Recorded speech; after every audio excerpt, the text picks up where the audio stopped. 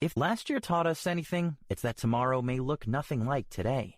But Schwab knows that successful financial planning can help propel net worth by 2.7 times. That's why Schwab offers a variety of easy, flexible financial planning options that can rise to meet any of life's curveballs. Whether it's making a complimentary retirement plan online or chatting directly with a financial consultant, anyone can look forward to planning with Schwab.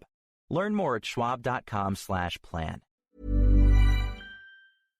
Welcome back to part 2 of Toxic Boomer Financial Advice. Yes, if you have not checked out part 1, you should check it out. Part 2, we're going to focus on some of these investing ideas that may have been inculcated in you, whether you like it or not, right? And are they really accurate? Do they still work in today's landscape? I think that is something that we're going to discuss today. So stay tuned all the way to the end.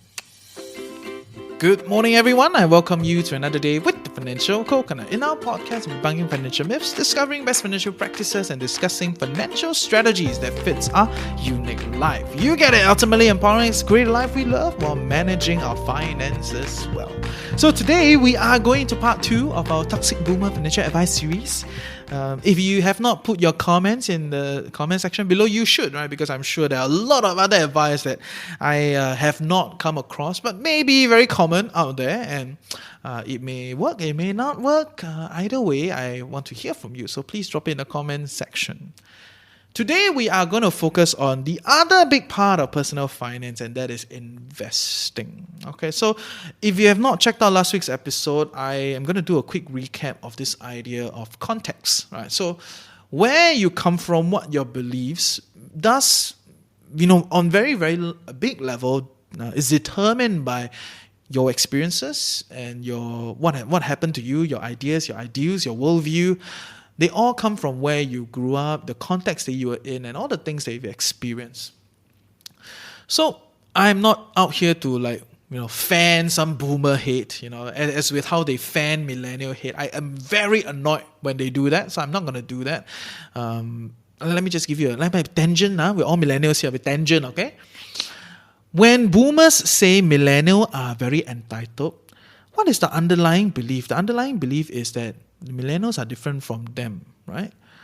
And if you turn that around, isn't that them being entitled by trying to hold on to their beliefs? Okay, wow.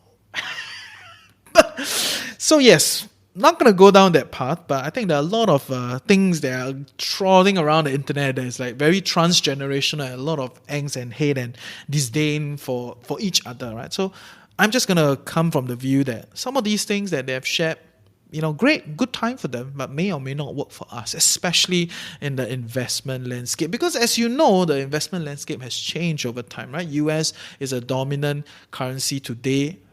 I don't know if you recognize the euro is a very young currency. It's only 20, 30 years. It's not that old. Okay, so, and Russia, in their time, when they were kids, Russia was probably still a big thing.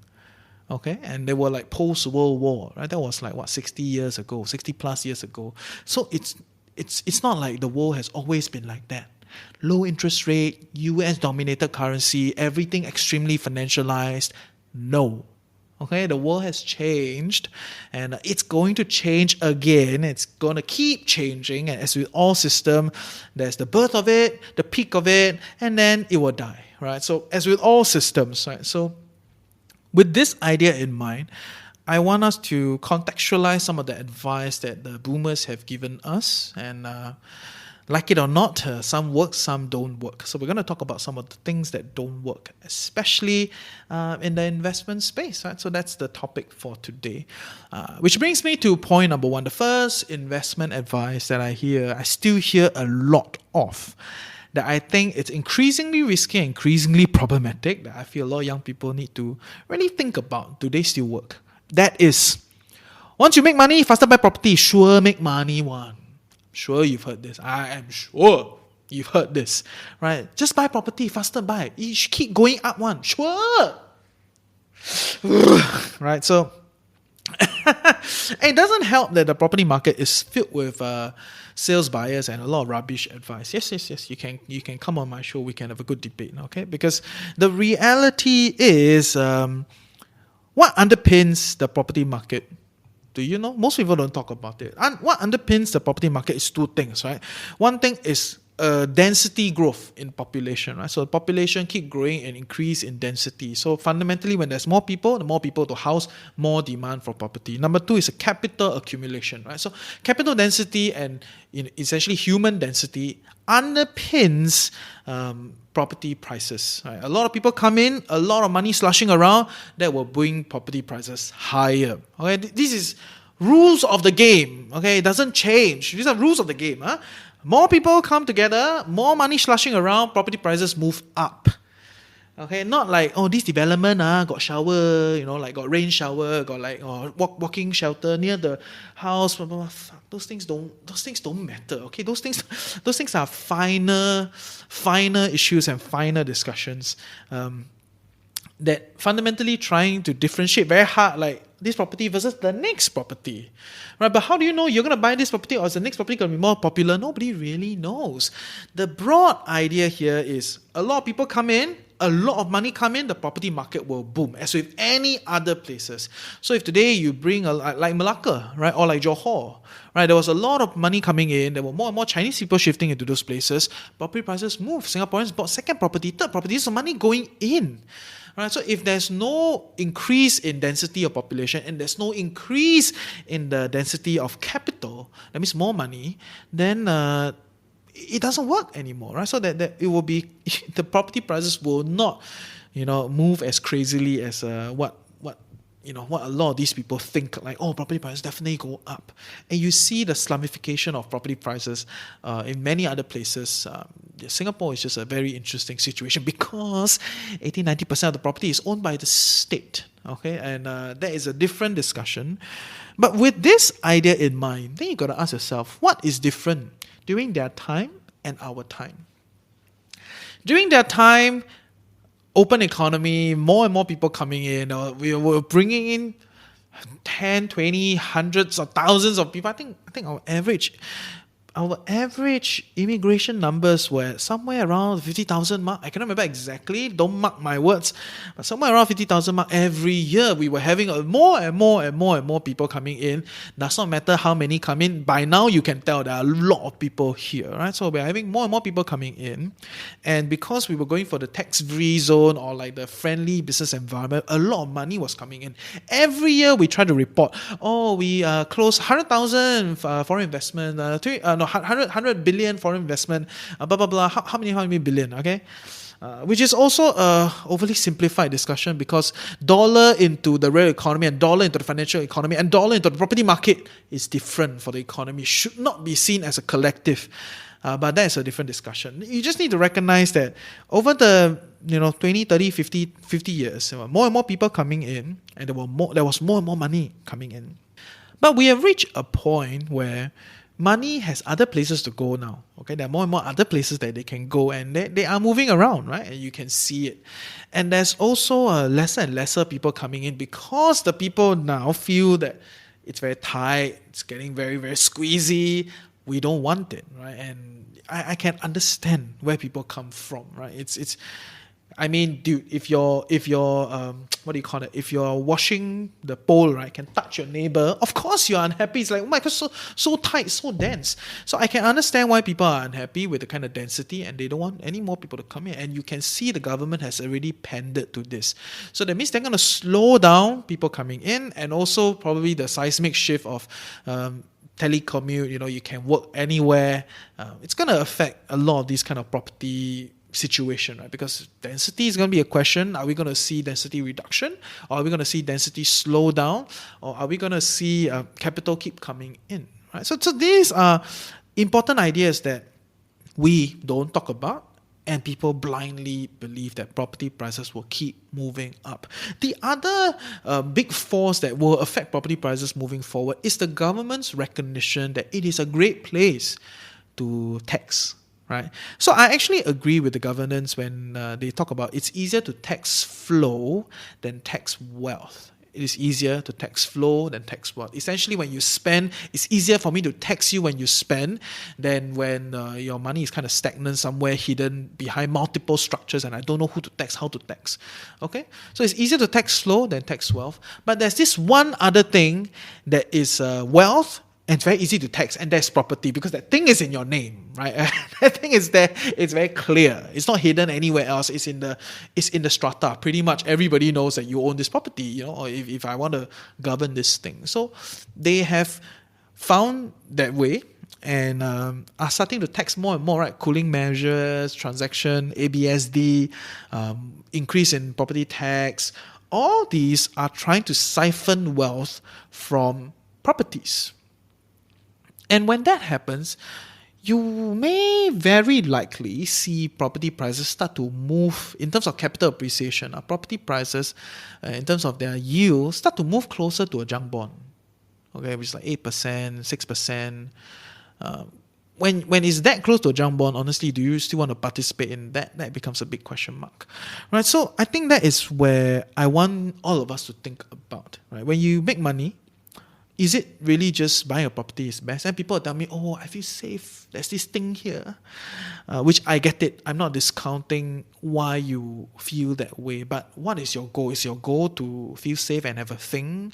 Or is your goal trying to invest and make money? If your goal is trying to invest and make money, then I'm not sure if there's a thing really matters, right? So, but yeah, this is complicated. We can keep talking about this as we move along. But I want all of us to recognize that the property landscape is changing a lot, and it may not be the case anymore. Doesn't mean you'll buy property definitely make money, right? If mortgages move up, now it's at 1 point something, but if it moves up, right, it's gonna eat directly into your capital appreciation. And what about your CPF accrued interest that goes back?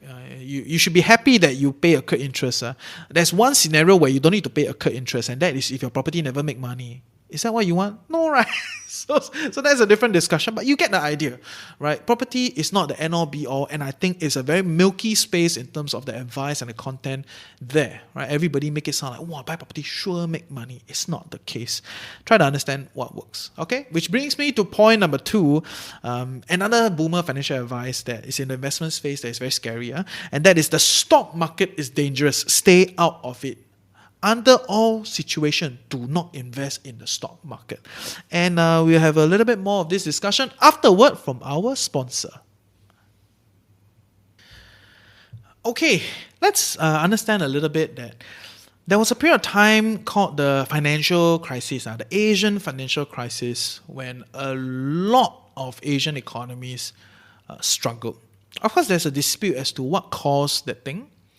And I don't want to go there, but I just know that a lot of people lost their homes, lost their businesses, lost their properties, their investment, lost a lot of money in the markets.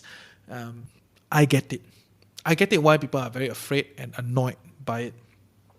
And I want to introduce you to this idea called transgenerational trauma, okay, where it's not just unique to personal finance, but it is a pretty established idea out there now, which is this idea where you fear something, but you don't know why you fear this thing.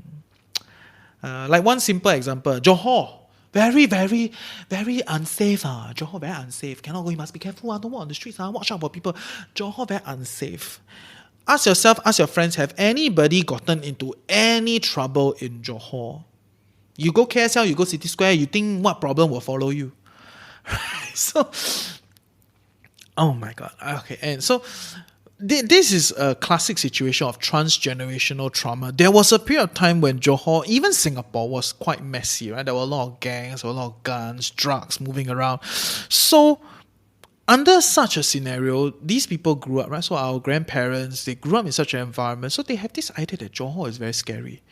Right? Then they keep propagating. They tell everyone, Johor, 很危险啊, 你要小心啊, be careful, don't anyhow, right? You must agar. It's like, so a lot of these things then move down the next generation, then moves down the next generation, transgenerational trauma, where there's some sort of fear that harbors within your head, but you have no direct experience that actually makes this fear stand. Okay, so this is transgenerational drama and it exists everywhere. All right, and at some point you have to start to think about, hey, why am I afraid of this? Do I really have this experience? Yes and no. And it does not mean that if you don't experience it, it shouldn't be an advice you pick up. It's not so simple. It is just recognizing that this thing exists, transgenerational trauma, and then the next step is to try to ask, is this fear still valid under today's context? Right, under today's context, is this fear still valid? Okay, I'm pretty sure the Sultan of Johor does not want anything to happen to Singaporeans. Okay, I'm very sure because Singaporeans are bringing a lot of money. Have you seen how the economy is in shambles now? In the consumer economy in Johor is very reliant on the Singapore population. So all the places where Singaporeans go to, the governor and everybody, they want to protect the place. Right? So that is a whole different discussion. Okay, I'm not a spokesperson for Johor, but of course, if you are the government and you want me to, be like your face down there, like you don't want city anymore, you want to try me, right? Great, I'm okay. But the idea here, transgenerational drama, then we bring back into the context of stock market is dangerous, stay out of it. This is essentially the Asian financial crisis still lingering in people's head. They're very afraid. And a lot of people do treat the stock market like a casino. Have you not heard all the old people when they talk, wow, 我跟你讲买这个一定上 so there's a lot of casino mentality, which is the gambling mentality. There's a lot of this trauma that's going around. And there's also a lot of lack of understanding of what is the function of the stock market, right? Like what is it here for, and who is participating? What are you really doing? And that's the problem that exists, right? that governs something like that. It doesn't help that there was a period of time, I'm not sure if they still have it. I think today a lot of people use more real money trading or real money investing. There was a period of time when margin trading was a thing and it was everywhere. You buy today, 4 days later, then you pay. From day 0 to day 4, if it goes up, if it comes down, you can make the profit. You don't even need to take out capital or you make the loss. Right? So there were a lot of these things that exists, previously, and I think now a little bit different. A lot of real money trading in the market today. I'm not saying it's definitely, I think it's better. Real money trading is better, but not saying that, definitely more investing or more money in the market is better. This is a whole different discussion. But recognizing that there were a lot of these other things that exist. People lost money in the market. There was a lot of margin trading. People treat it like a casino. They don't know what's the value of the stock market. They just see people make money, they kenfong, they follow. And there were a lot of people that go bankrupt in the stock market. And that's why this harbors this underlying idea that the stock market is dangerous. Stay out of it. Right? And people then believe that, property is the best because it's always there. And over the past 30, 40 years, property have been going up. So 一定赚钱, right? Definitely make money. Let's only invest in property. All right, so please, okay, this is something that you can share with your parents, by the way. If you see this video, share with them. Help them wake up their ideas, and recognize that it is not as accurate anymore. Okay? And that's not to say that put all your money in the stock market. Best practices exist. Manage your portfolio. And of course, if you believe in broadly diversified, then diversify, right? That's a great way to diminish the volatility in your portfolio, which then is said to be a reduction in risk. Okay, please listen to how do you build your own portfolio, part 1 and part 2, to understand what does it mean by risk and what is the goal of a lot of portfolio managers, right? Then you can try to contextualize and understand why do they think like that. Okay, so this is point number 2, which then brings me to point number 3. This one very scary, very scary also. Okay, point number 3 is you are my retirement plan. I invest in you, so you should give it back to me. Please, I hope this ends in our generation. Stop looking at your kids like a golden ticket. I can understand why people do that, because when you are struggling, you will want to see everything as a golden ticket. I can understand. But the pain and the trauma that a lot of parents put their kids through just to try to be a golden ticket is very real. And they do see it as an investment. And I've also talked about why you should not see yourself as an investment, right? You are human, because when people think of investing, right? The word investing underpins the idea of input and output differential profit. That's the idea of investing, right? And when you see yourself that way, Oh my God, you are so dehumanizing you as an individual and just seeing yourself as a profit machine. All right, so please check out the episode, like why you should not invest in yourself. I think it's episode 92. Right, I cannot remember exactly. You can check them out. But yes, this is something that I hope that we can stop doing. Right? Your kids are not your retirement plan. And I'm very happy that the state has come in to take up some of this responsibility, like CPF Life. For the longest time, the CPF was a system created by the British so that they don't need to take care of their local citizens, or their colony citizens or not the citizens, the people in the colony, right? So they don't need to pay pension.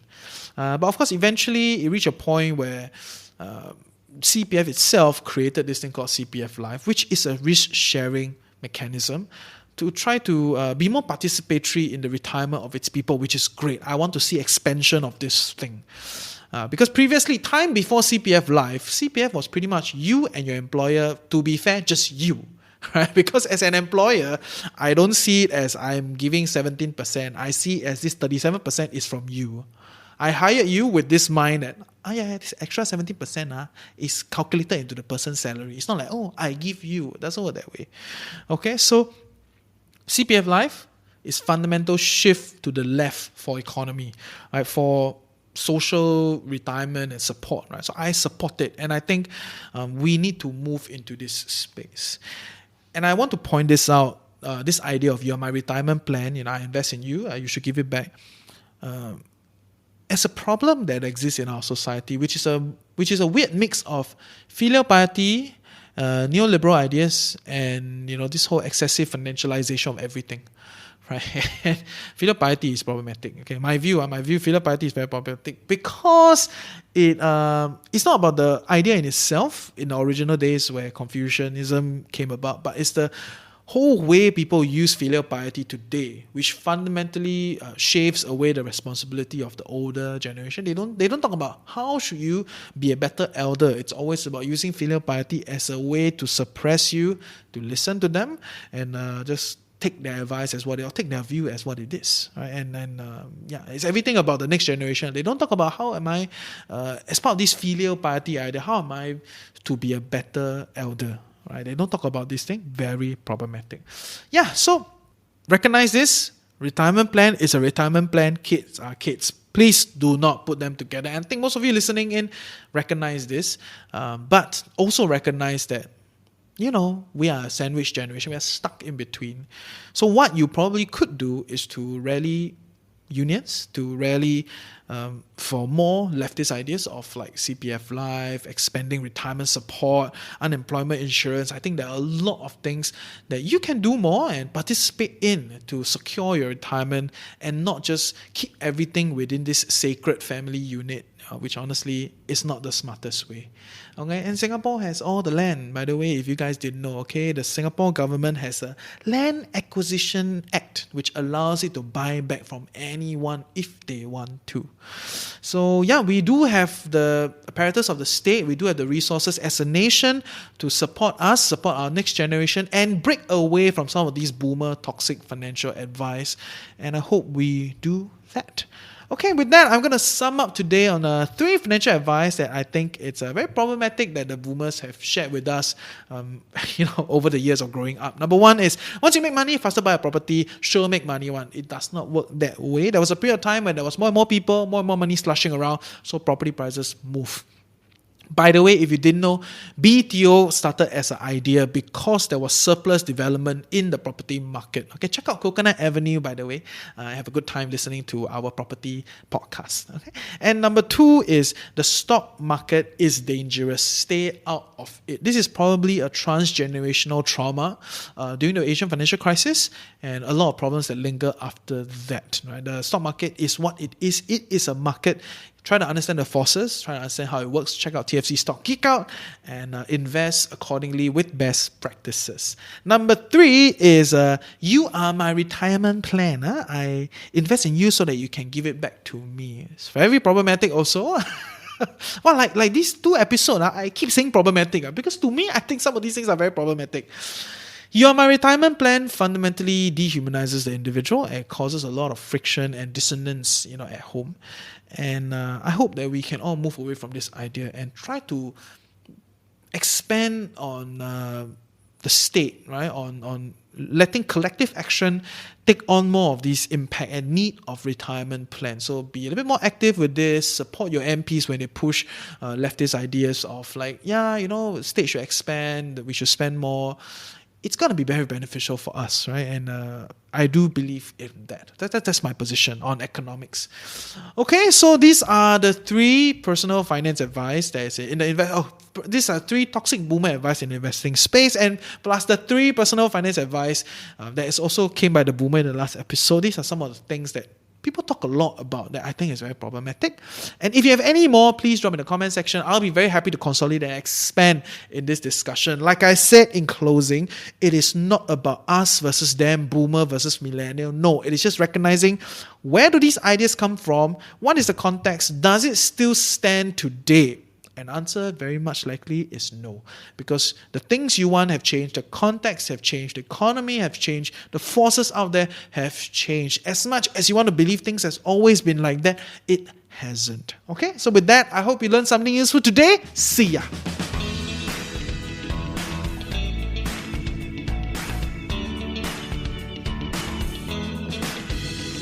Hey, I hope you learned something useful today and truly appreciate that you took time off to better your life with Financial Coconut. Knowledge is that much more powerful and interesting when shared, debated, and discussed. Join our community Telegram group, which we have more and more people. I think we have 2,800 people? 2,000, we have a lot of people now, very good. And for all of you in our Telegram group, you can talk more, chat more. I'm trying to build a safe space for you to talk, right? So don't be afraid of asking wrong questions and what have you. But if you paiseh, you can follow our Instagram, and on Instagram you can DM us, right? So there's a 1-to-1. Great. We're on TikTok, all our socials, like, share, subscribe, 5-star rating, comment, you can 5-star, important, helps the algo.